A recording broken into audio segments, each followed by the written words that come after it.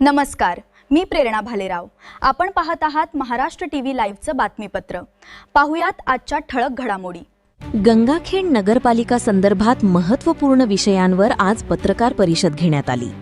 यावेळी उपनगराध्यक्ष यांच्या मार्गदर्शनाखाली गटनेते सय्यद अकबर आणि नगरसेवक यशवंत सेना नगरपरिषद गंगाखेड येथे उपस्थित होते.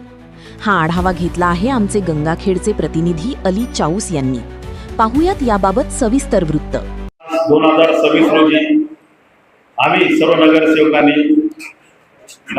महाराष्ट्र नगर परिषद नगरपंचायती आधुनिक नागरी अधिनियम 1962 चे कलम 84 अंतर्गत जे की नगरसेवकांना माहिती मागण्याचा अधिकार आहे, या कलमेखाली आम्ही रीतसर खालील माहिती मागितली किंवा माहिती तपासण्यासाठी पाहण्यासाठी हे सर्व कागद आपल्याला दिले.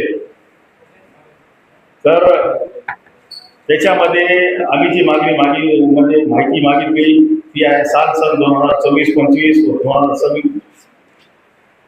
2024 ते 26 पर्यंतचे जावक म्हणून रजिस्टर आम्हाला तपासायचे होते. ती माहिती मागितली. त्याच्यानंतर साल सन 2024-25-26चे आस्थापना विभागातील कर्मचाऱ्यांचे नियुक्तीचे रजिस्टर आणि तिसरी मागणी होती आमची साल सन 2023 ते 26 पर्यंतचे स्वच्छता विभागाचे हजेरीचे रजिस्टर. चौथी जी आम्ही माहिती मागितली होती नगरोत्थान व महाअभियान अंतर्गत पाणी पुरवठा योजना 2024-25-26 ची संचिका. तर आम्ही ही माहिती 27 तारखेला मागितल्यानंतर संबंधित कर्मचाऱ्यांनी ती माहिती देत नसल्याचे म्हणजे नकार दिल्याचे लक्षात आल्यानंतर सन्माननीय आमचे नगर उपाध्यक्ष सत्यपालजी साळवे यांनी त्यांची बैठक लावली सर्व विभागाच्या संबंधित कर्मचाऱ्यांची की आम्ही ही जी माहिती मागितली ती आमच्या अधिकारामध्ये मागितली. सेक्शन 84 नुसार आम्हाला अधिकार आहे नगरसेवकांना, तुम्ही आम्हाला माहिती दाखवा कार्यालयामध्ये काय आहे ती. तर त्यांनी सांगितलं की सर्व माहिती आमच्याकडे उपलब्ध नाही आणि त्यांना जे कारण विचारलं ते फार गंभीर आहे. त्यांनी जे लेखी उत्तर आम्हाला दिलं ते फार गंभीर स्वरूपात आहे. आजपर्यंत नगरपालिकेच्या इतिहासात नगर परिषद गंगाखेडमध्ये अशी घटना कधीही घडली नव्हती. ही बाब म्हणजे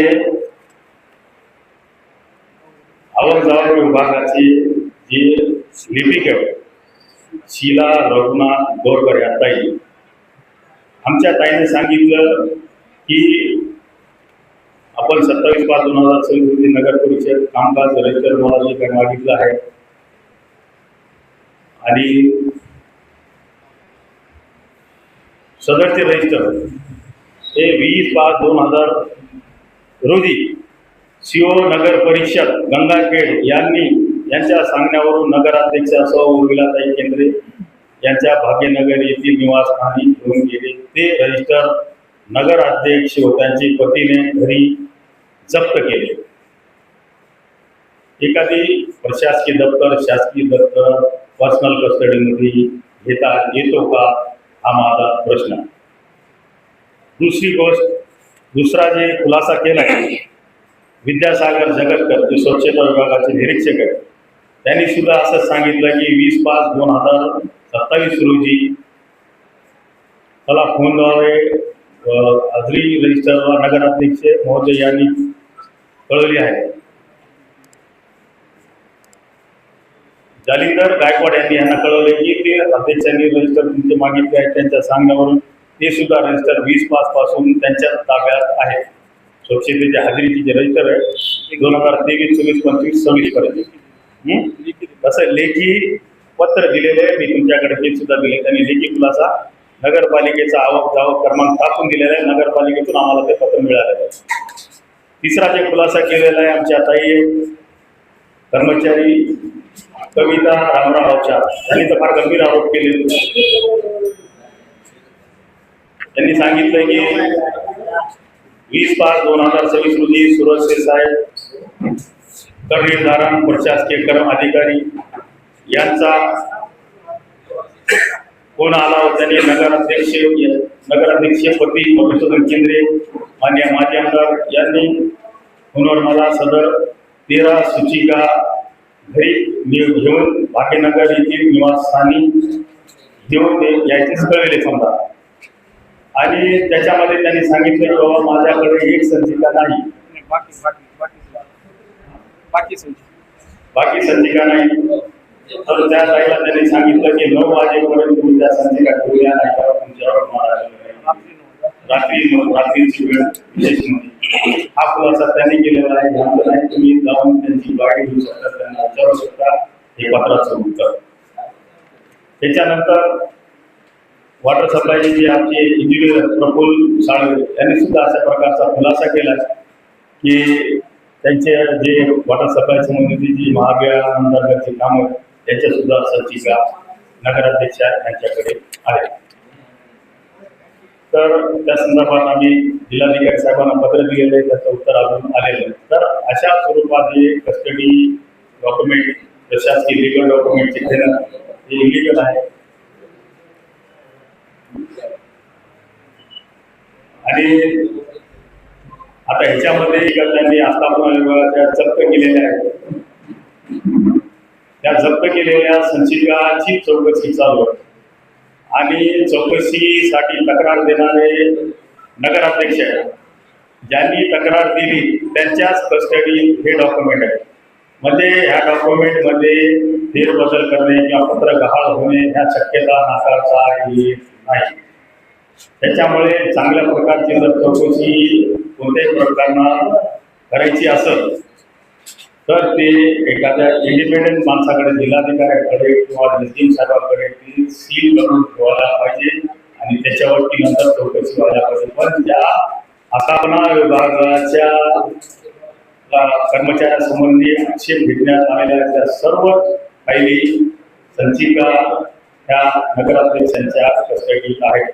तसं ठेवता येते का, माझा हा एक त्यांना प्रश्न आहे. तर अशा स्वरूपाचे या ठिकाणी सर्व बाबीवर मी आपलं लक्ष केंद्रित करण्याचा प्रयत्न केलेला. पत्रकार बांधव आपण सुद्धा चांगले नागरिक आहात. गंगाखेड शहराचे आम्ही विरोधाला विरोध केला नाही. जे आम्ही पत्रे दिले ते त्या ठिकाणी अनुषंगाने दिलेले. आमचा विशेष सभा लावण्याचा पत्र जो कलेक्टरला दिला, आमचे ठरावामध्ये विषय घेत नसल्यामुळे दिला. त्याच्यानंतर 64 वरची कारवाईसाठी आम्ही जो पत्र दिला नगराध्यक्षाच्या सहिता सुरळीतीने दिलेला नाही. बोलगेला नाही, आमच्या काही दुश्मन नाही, वैयक्तिक त्यांच्यावरती काही आमचा द्वेष नाही. त्यांच्या जागी दुसरा कुठे नगराध्यक्ष असला असता आमची भूमिका तीच राहिली असती. तेव्हा त्यांनी तो पर्सनल घेण्याचा विषय नाही. ती पदावर आहे आणि त्या पदाच्या विरोधात आम्ही जिल्हाधिकारी साहेबांकडे गेलेलो आहोत. तो एक पत्र आम्ही दिला होता. त्याच्यानंतर जे पत्र आम्ही दिले ते सर्वच कालचा जो पत्र होता, आम्ही माहिती मागितली, माहितीचा अधिकार असताना माहिती मागितली तरी आम्हाला माहिती पुरवली गेली नाही. आमच्यावर अन्याय होत आहे म्हणून आम्ही तो पत्र दिला. इलिगल कस्टडीमध्ये तुम्हाला डॉक्युमेंट ठेवता येत नाही. म्हणजे आमच्या प्रत्येक पत्राला आणि आमच्या प्रत्येक ऍक्शनला लिगल बेस आहे. आम्ही उगाच विनाकारण सोडतीने कुठले फालतू पत्र किंवा मोठे नाटे पत्र दिलेले नाही. आणि ह्या शहरामध्ये कुठंतरी सुरळीत नगरपालिका चालवावी, पारदर्शक नगरपालिका चालवावी, सगळ्यांची कामं व्हावीत, कोणाला अडचण निर्माण होऊ नये ह्या उद्देशानं आम्ही हे पत्रव्यवहार केलेला आहे. कलेक्टर साहेबांकडे मागणी केली.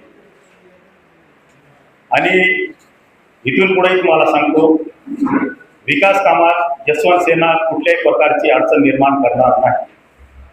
परंतु आम्हाला डावलून या शहरात जर तुम्ही विषय पत्रिका काढत असाल किंवा निर्णय घेत असाल तोही आम्हाला मान्य नसणार आहे. तुमचे लादलेले निर्णय आम्ही कदापि मान्य करणार नाही. या शहरवासियांना मी याच्या माध्यमातून सांगतो. बोगस त्यांचे लादलेले विषय जबरदस्तीने आम्हाला ठराव मंजूर करून द्या म्हणायचे. मंजूर करून दिलेले असताना ओरड करायची की विरोधक विरोध करत आहेत. आता मी सविस्तर सांगितलं, सर्व चांगल्या कामाला आम्ही मंजुरी दिलेली. परंतु तुमचंही काम होतं की आम्ही जे विकास कामं